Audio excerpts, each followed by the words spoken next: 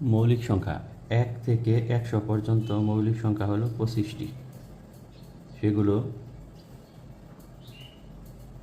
Double মানে 44, 22, 32, 23, 21।